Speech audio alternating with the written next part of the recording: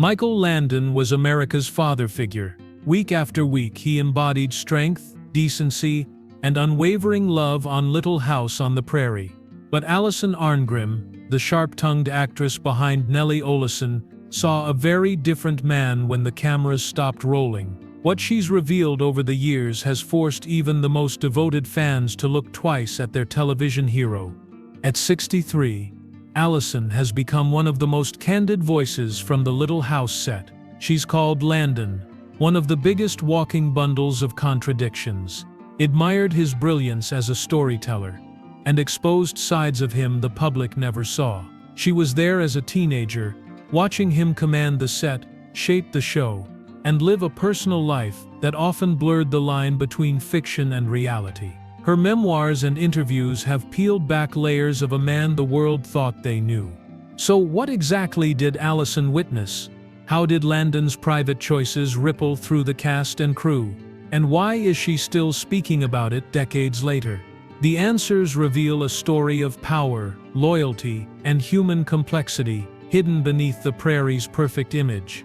When Little House on the Prairie premiered in 1974, Alison Arngrim was just 12 years old. She was cast as Nellie Oleson, the spoiled, sharp-tongued girl audiences loved to hate. Her performance added a crucial spark to the show's emotional core. While Michael Landon's Charles Ingalls embodied morality and warmth, Nellie provided the tension that made those values shine. Behind her perfect curls and mischievous grin, Alison was quietly observing everything around her. She came from a show business family, but had never experienced anything like the world she entered on Little House. Unlike many television sets where authority was spread among writers, directors, and producers, here it all centered on one man. Michael Landon wasn't just the star, he was the writer, director, and producer. He set the schedule, controlled the scripts, and determined the tone. For a young actress, it was clear early on that his influence extended far beyond the screen. Alison's nature was keenly observant. Even as a teenager, she noticed the subtle power dynamics between adults, the way crew members adjusted their behavior when Landon entered a room, and how cast members aligned themselves with him. She wasn't part of his inner circle, but she wasn't blind to it either. Her character often filmed scenes away from the Ingalls family, giving her a unique vantage point that few others shared. Unlike some child stars who distanced themselves from their past, Alison embraced it. As she matured, she began speaking openly about her experiences. Fan conventions, interviews, and public appearances became opportunities to share what life on set was really like, not sensationalized, but honest. Her 2010 memoir, Confessions of a Prairie Bitch, blended humor, difficult personal history, and candid reflections about her time on the show. It established her as one of the most reliable narrators of that era. Audiences connected with Alison's honesty. She never tried to rewrite history to fit an idealized image, nor did she dwell in bitterness. She acknowledged the good and the complicated in equal measure. When she spoke about Michael Landon, she described him as charismatic and talented, but also demanding and at times, unpredictable. She called him one of the biggest walking bundles of contradictions, a phrase that captured the heart of what she witnessed. Alison's role on Little House made her famous, but her willingness to tell the truth made her enduring. She became, in many ways, a bridge between the nostalgic myth of the Prairie and the reality of the set. Her perspective, shaped by both proximity and distance, would later shed light on the man who shaped the entire production. For fans who thought they knew Michael Landon, her stories would challenge that certainty. To millions of viewers, Michael Landon was the heart of Little House on the Prairie. As Charles Ingalls, he represented a kind of American ideal, a devoted husband, gentle father, and moral anchor who guided his family through hardship with quiet strength. Off-screen, however, Landon occupied a role few television stars ever held. He wasn't just the face of the series. He was its engine. He wrote scripts, directed episodes, produced the show, and shaped its entire creative direction. Everything that happened on set, whether a camera angle or a casting decision, ultimately flowed through him. This level of control gave Little House its consistency and emotional depth, but it also meant that Landon's personality set the tone for everyone else. Crew members adapted to his rhythms, knowing that his approval could make or break their day. Cast members, especially the younger actors, understood instinctively that Landon's opinion mattered more than anyone else's. Alison Arngrim has often recalled how people's behavior would shift the moment he appeared on set. The mood could be light, even playful when things ran smoothly, but if something displeased him, the entire atmosphere changed. Landon's public image didn't reveal this complexity. Interviews and magazine profiles portrayed him as the tireless, wholesome family man who brought moral clarity to television each week. Fans saw him as approachable and warm, a man who stood for old-fashioned values in an era of cultural change. In many ways, that image was real. He could be generous, encouraging, and deeply committed to his craft. He nurtured young talent, often pushing child actors to deliver their best work. Alison herself experienced his mix of humor and high expectations, describing moments when he was kind and teasing, balanced with times when his sharpness reminded everyone who was in charge. Yet the other side of that control was less visible.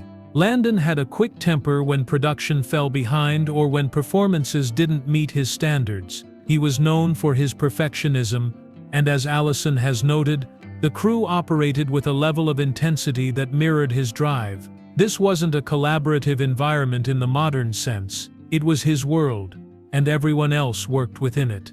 This contrast between public perception and private power is part of what makes Alison's perspective so valuable. She wasn't speaking as an outsider or a critic. She was a teenager working under his direction, observing how this duality shaped every interaction. Over time, she would see how Landon's private choices and moods carried just as much weight as the storylines he crafted for television. For fans watching at home, the Prairie felt warm and steady. For those on set, it depended entirely on one man's vision. By the early 1980s, Michael Landon's control over Little House on the Prairie was absolute. The series had been on the air for years, and his reputation as both the creative mastermind and the moral center of the show seemed unshakable. But behind the scenes, personal choices were beginning to ripple through the set in ways no script could contain. At the center of it all was an affair that would alter Landon's personal life and the atmosphere around the production. The story became public in 1982. Landon had begun a relationship with Cindy Clerico, a stand-in on the series who was much younger than him.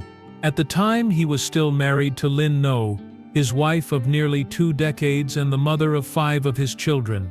When news of the affair broke, it didn't just make tabloid headlines. It reached the Little House set, where the cast and crew had long viewed him as a kind of moral compass. For some, it was a shock. For others, it confirmed suspicions that something in Landon's demeanor had shifted in the months leading up to the revelation. Alison Arngrim later reflected on this period with her characteristic mix of honesty and sharp observation. She spoke about how word of the relationship moved quickly through the cast, creating tension in an environment that had once felt stable. Some crew members were uncomfortable. Certain cast members were openly supportive of Landon, while others kept their distance. The balance of loyalty on set began to change, and people were forced to reconsider how well they really knew the man who played Charles Ingalls. Speculatively, Alison has hinted that she noticed subtle changes in Landon's behavior before the affair became public. He seemed more distracted at times, more volatile at others. There were moments when his focus on set wavered, or when certain individuals appeared to receive different treatment. She never framed these observations as definitive proof of anything, but looking back, she saw them as signs of a personal shift that preceded the public fallout. For a teenage actress watching closely, these changes didn't go unnoticed. The impact extended beyond gossip. Landon's divorce and eventual marriage to Cindy Clerico reshaped how the public saw him. Fans who had viewed him as a symbol of family values struggled to reconcile the image of Charles Ingalls with the reality of his personal choices. Meanwhile, within the production, Relationships were tested. Trust that had seemed unshakable now carried quiet fractures. For Alison, this period marked the moment when the gap between Michael Landon's public persona and private life became impossible to ignore. She admired his talent and leadership, but she also witnessed how personal decisions could alter the culture of an entire set. What had once been a tightly controlled, almost mythic environment began to feel more human, messy, complicated, and undeniably real. Working on Little House on the Prairie was unlike being on any other television show of its time. Michael Landon's leadership shaped everything, from how scenes were shot to how long the cast spent on set each day. He was a perfectionist, and that perfectionism gave the series its timeless quality. But according to Alison Arngrim, it also created an atmosphere that was equal parts professional, intense, and unpredictable. Filming days were long. Landon was famous for starting early and pushing through to get things right, often acting, directing, and rewriting lines on the spot. He expected the same dedication from everyone else. For adult actors, that meant adjusting to his demanding pace. For child actors like Alison, it meant growing up quickly. She has described how the cast learned to read Landon's moods almost instinctively. When he was relaxed, the set could feel warm and playful, but if he was frustrated, the entire crew felt the change immediately. Alison has recalled moments when Landon's sense of humor was sharp and sometimes cutting. He loved jokes, but he could use them to make a point. By modern standards, some of those jokes might have crossed lines, particularly toward adults on set. Back then, few questioned it. Landon was the star and the boss. His approval mattered, and his disapproval could unsettle even seasoned professionals. The working environment reflected a clear hierarchy. Landon sat at the top, surrounded by a loyal circle of crew members who had worked with him for years. He valued efficiency and control, and he rarely delegated major creative decisions. Directors who came in to shoot episodes often deferred to him, knowing that he would ultimately shape the final product. Alison observed all of this as a teenager, watching how adults navigated his authority, how scenes changed based on his instincts, and how loyalty to him often determined who thrived on set. Despite the intensity, Alison has always acknowledged Landon's strengths. He created an environment where the work came first, and the results spoke for themselves. Many child actors, including her, benefited from his ability to draw out strong performances. He encouraged discipline, often treating young actors as professionals rather than children. This tough but structured environment gave Alison a foundation that would shape her later career. Yet it also made her acutely aware that the family presented on screen was sustained by a demanding, sometimes volatile figure behind the scenes. For viewers, the Prairie felt warm and safe, like stepping into another world. For the people making it, that world was carefully constructed, under the guidance of one man who allowed little room for error.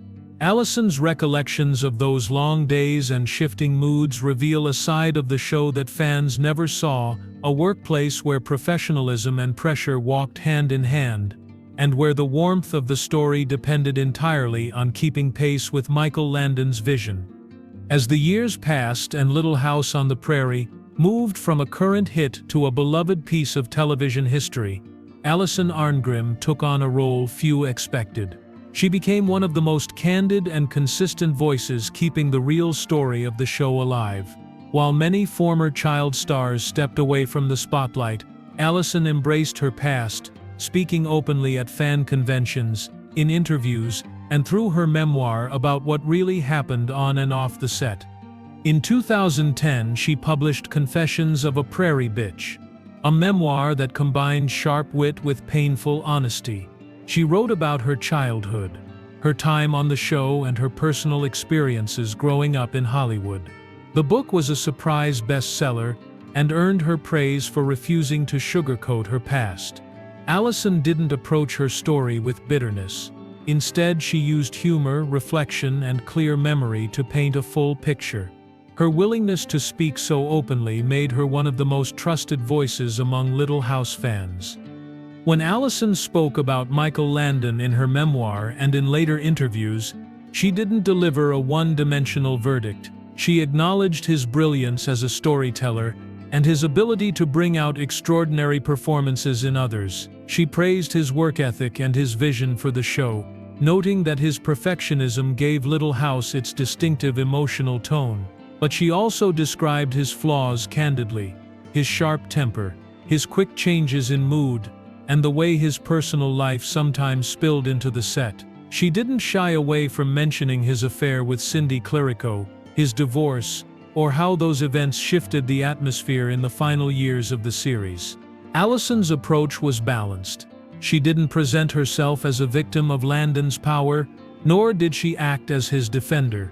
She positioned herself as someone who saw him clearly, as both a man of great talent and a man with contradictions. Her description of him as one of the biggest walking bundles of contradictions became one of the most quoted lines about their working relationship. It summed up what many who worked closely with him seemed to feel but rarely articulated publicly. Her honesty sometimes surprised fans who had grown up idolizing Landon. For them, Charles Ingalls wasn't just a character, he represented a kind of moral certainty that defined their childhoods. Hearing Alison describe a more complex human figure behind that role forced many to reconsider what they thought they knew. Some responded with gratitude for her honesty, others struggled with the contrast. But her words ensured that the story of Little House wasn't frozen in nostalgia, it was remembered as it truly was. By the time Alison began speaking openly, she had nothing to gain from sensationalism. Her legacy was secure. What she offered was perspective, shaped by time, honesty, and her unique place within one of television's most famous families. For decades, Michael Landon's image stood untouched. Reruns of Little House on the Prairie played daily across the United States and abroad, carrying with them the same warm, steady presence that millions had fallen in love with during the 1970s and 80s. For many viewers, Charles Ingalls wasn't just a character, he represented values they associated with their own childhoods: family, honesty, and quiet resilience. That powerful emotional connection meant that any challenge to the simplicity of that image struck deeply. When Alison Arngrim began to share her honest memories of Landon, the public response revealed just how firmly he was embedded in popular culture. Some fans received Alison's accounts with genuine gratitude. They appreciated hearing the real story from someone who had lived it, rather than from distant biographies or second-hand tabloid rumors. Her balanced tone helped many process the idea that Landon, like any human being, could be both deeply talented and deeply flawed. For these viewers, her recollections added dimension to the man they had admired. Rather than feeling betrayed, they felt closer to understanding him as a real person, a creative force, a leader, and someone navigating his own personal contradictions. Others struggled more openly.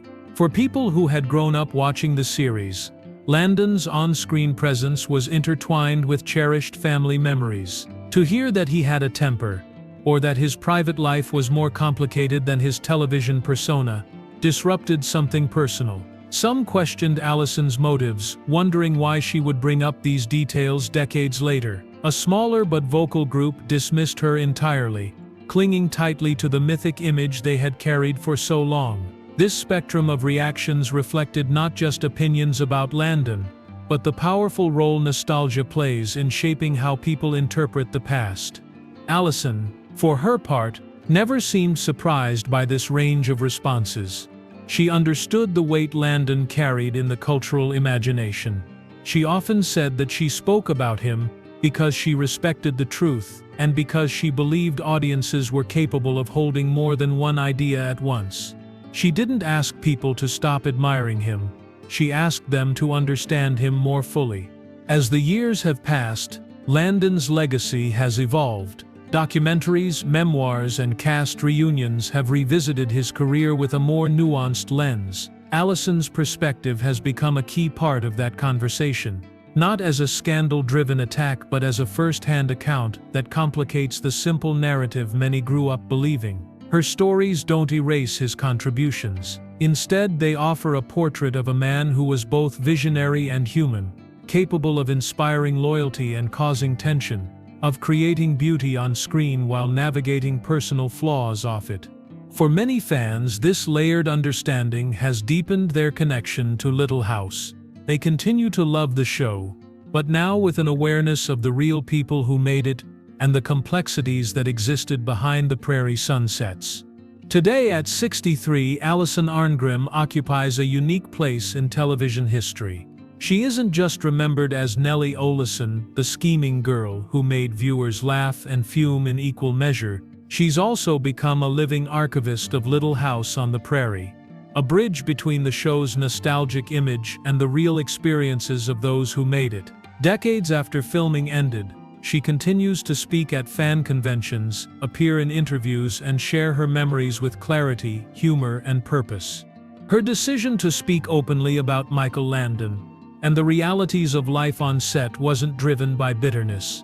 Over the years, Alison has made it clear that she looks back on her time on the show with affection and respect. She acknowledges the opportunities it gave her, the friendships she formed, and the lasting connection with audiences. But she also believes that history should be told honestly, even when it complicates beloved stories. For her, honesty doesn't tarnish the legacy of Little House, it preserves it. Alison often explains that she has nothing to gain from sensationalizing her memories. She built a successful career as a writer, performer, and advocate long after the show ended. When she speaks about Michael Landon, she does so with the authority of someone who was there, watching carefully as a teenager and reflecting as an adult. She has said that part of her motivation is to ensure that the real stories of the cast and crew aren't lost beneath the polished surface of reruns and nostalgia. By telling the truth, she ensures that future generations understand both the artistry and the human complexity behind one of television's most iconic series. Her willingness to revisit the past has also created unexpected moments of connection with fans. Many people who grew up idolizing Landon have approached her to say that hearing the fuller story hasn't lessened their love for the show, it's made it richer. Others have thanked her for giving voice to perspectives that might otherwise have faded with time. In sharing these memories, Alison has become both a custodian and a truth-teller, ensuring that the world behind the Prairie remains as vivid as the world on screen. As she reflects on her journey, Alison's voice carries both affection and clarity. She doesn't rewrite history to fit an easy narrative. She tells it as she experienced it. And in doing so, she shaped how Michael Landon's legacy is understood today, not as a myth, but as the story of a brilliant, complicated man who left a lasting mark on television and on everyone who worked with him.